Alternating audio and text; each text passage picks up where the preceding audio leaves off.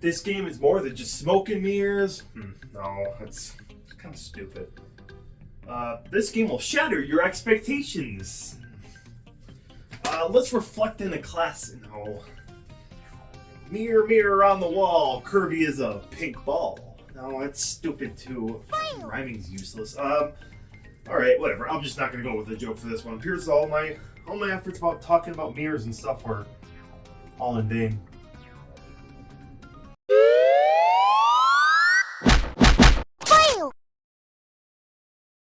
What is up, my pink round gamers? Wait, that sounds really freaking weird. Never mind.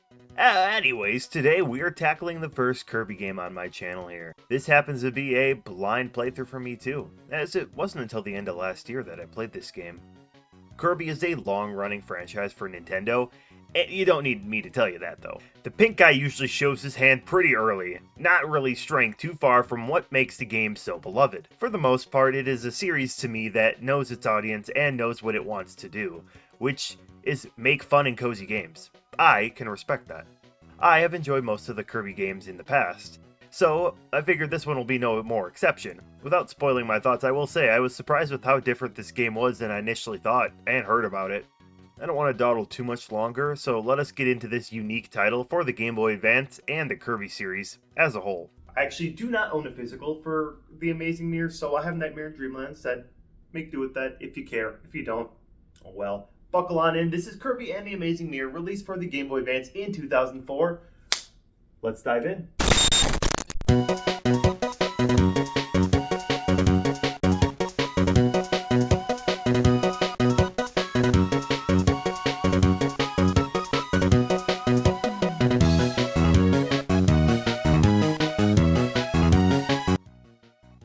HAL Laboratories, that's the company in charge of all things Kirb. The company is owned by Nintendo, of course, and it has worked on many other Nintendo games, like the Mother franchise, the first two Smash Bros. Games, and a few other wacky titles like Face Raiders for the 3DS, and the Box Boy games. The main director was Tomoaki Fukui, most notable for, well, not a whole lot else, aside from this and conveniently enough Kirby Squeak Squad, which shares another similarity, being co-produced by the company Flagship. If Flagship sounds familiar, you either really like video game companies or you watched my previous videos. How sweet. Flagship was the now defunct company that worked under Capcom, co-producing many games, and for my videos, the 3 Zelda games assisted by Capcom, that being Minish Cap, and the 2 Oracle games. Unplanned, I swear, but kinda funny I get right into these games all under one company. Anyways, I could not dig up too much dirt on the development side of things, but moving on to the actual release. The game sold great and reviewed at a pretty solid score to boot. It of course has been released a few times, notably for Switch Online, which makes the selling point of the multiplayer aspect an easier endeavor to do, especially nowadays. I mean, thank God Nintendo and Online can be trusted with absolutely no issues. Not a single thing.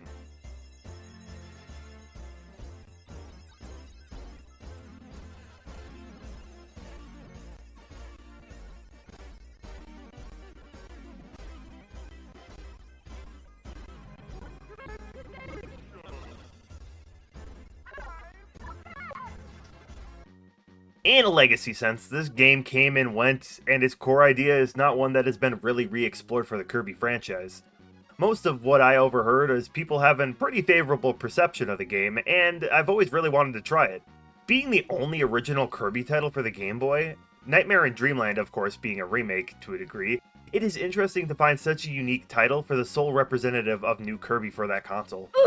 Of course, I didn't even play this till not really too long ago with my fellow tomfooling expert Just Another Jake. Let's get into the game and story so we can see how I truly feel about Kirby and the Amazing Mirror.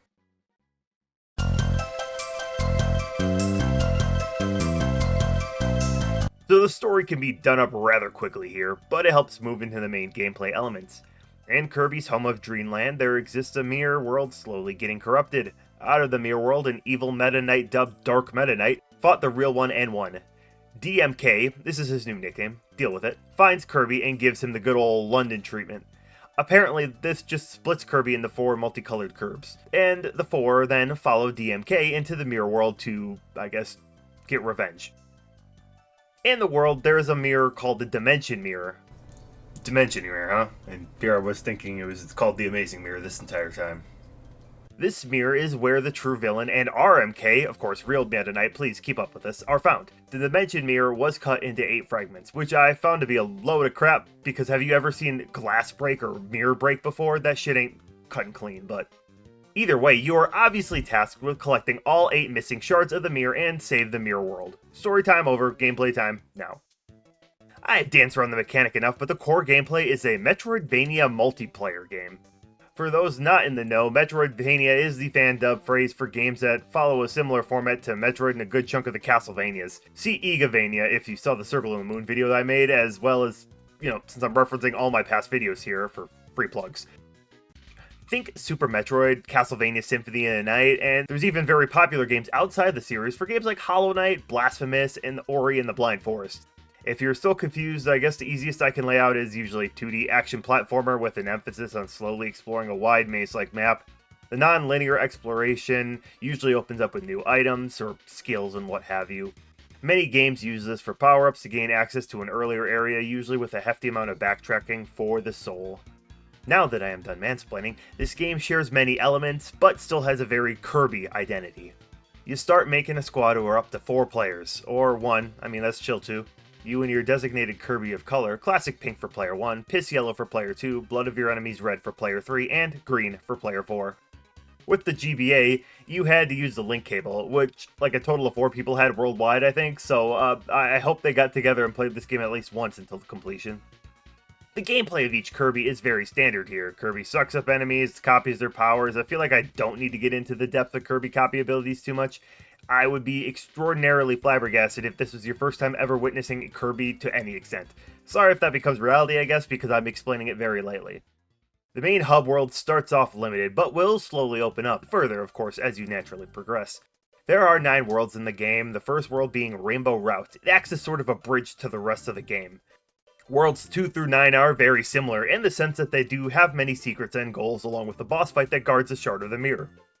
The levels are pretty damn non-linear, I gotta say. When going at this, I believe I took out World 2, then World 3, and then up to World 8. This game really doesn't restrict you with blockages like power-ups. I think for Kirby and multiplayer, this is a pretty good thing to do. Restricted places were only really blocked behind puzzles and other doors. Unlike some other co-op styled game, the game does not restrict where you and your friends go. You can go to World 4 while your buddy goes to World 6. You can, of course, travel together, nothing wrong with that. But a huge divide and conquer sort of gameplay is a pretty damn interesting and unique take for this kind of genre. The world is admittedly huge. A large component of the gameplay loop is to find giant switches, which unlocks shortcuts from the starting hub. This helps keep track of how far you've gone and help maneuver around the worlds pretty nicely.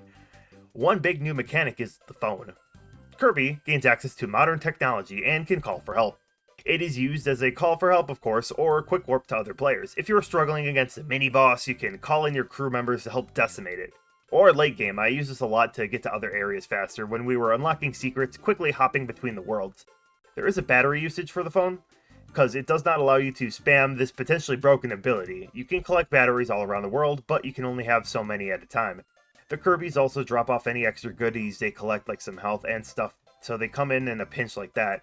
Also, with this includes the best part, giving your homies a smooch for some health. With this, you can request lives if you also get a game over. If another player hoarded their wealth of lives, you can demand a nice little handout if you are out of any. Keeps you going instead of kicking you back to the starting point. So you keep exploring, unlocking shortcuts, and trying to find all the shards. There are many endpoints that act as goal games, similar to the more linear Kirby adventures in the past. They do not really do much for the game except a nice splurge of lives, health, batteries, just to restock and stuff. It is nice, of course, for you completionists out there too. If you don't need them, you can try your best to beeline to the boss. Finding the map piece is probably step 1 of each world for me, trying to make some sense of the layout. The map does indeed help, but in reality, it's not the best. It's kind of confusing, to say the least. It can leave me scratching my head on which door leads to where. It does not help that some doors are also one-way entrance and exit, so that kind of blows. I feel like this acts as a prototype subspace emissary from Brawl with how this game layout is. The areas do not really feel that well connected in terms of design and theming, aside from however the developers felt like it. HAL helped with Brawl, so I can only assume that one was inspired off the other, or someone on the team really loved this map and wanted it to stage it for the Great Maze. I don't know about you, but that is easily the worst part of Brawl's story mode and an overall tedious level in Nintendo's history. There is one saving grace and quality of life aspect that is here and super appreciated. The star above each door will flash if it is a new path. If you already went through that door, the star will be dull and won't flash. This is a great idea, as honestly, trying to remember which doors you did and did not go through is a hellish idea no sane person would really ask for. The issue I have with this is probably a little bit more minorish, but I will address them. The first time you go through a door, the star will be flashing and then go to not flashing. Right? Good? Cool. But if it is an area you have already been to, just another door, like 2 doors to the same room, you won't know until you try going through that door for the first time. Maybe this is a me thing, but 100% it feels like my pettiness is the fact that the reverse side of the door you'll go through will be flashing, constantly prodding me to go back and forth through a door just to clear the flashing star. Some OCD thing a little bit, and definitely not one that everyone will probably care about, but it still bugged me to no end and sometimes really screwed me over with the one-way doors. I know I kind of glossed over the copy abilities themselves, but in terms of how they work, I will talk about them as a whole for this game. The spread here is pretty solid, but just general effectiveness all around. Obviously, some work a little bit more than others in a general sense. I go with the tried and true hammer ability, which is nicely effective for combat, but also taking care of many puzzles and roadblocks. One shocking ability for me was burning. A seemingly subpar ability, or at least I kinda used to think so. It is just a burning horizontal shot across the map, combined with newer games with the fire ability for just a better whole than the two separate. But it was not only pretty damn effective for zipping around the map, but for taking out enemies as well as removing the metal blocks. Only a few abilities could do that, and burning became my go-to whenever I saw it. I feel bad, I used to really think it was a mediocre ability. I guess I sold it short. Now, I would be extraordinarily remiss not to mention the biggest standout. It's a cracked ability, the Smash ability. A very rare ability, but it gives you access to Kirby's moveset from Smash Bros. Absolutely cracked.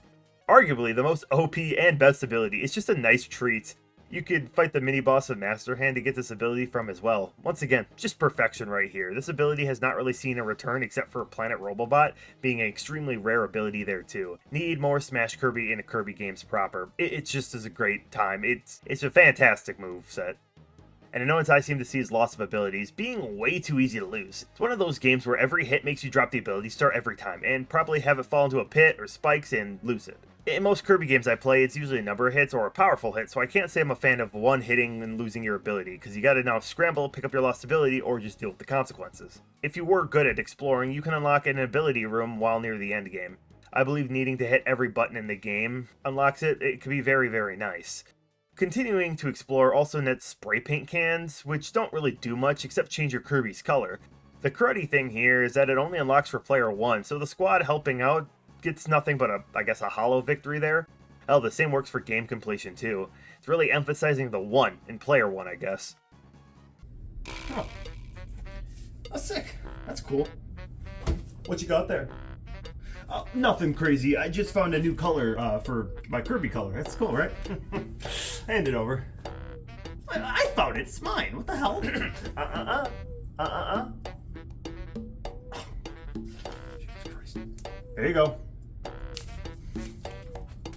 Thank you. Douchebag. What was that? Nothing.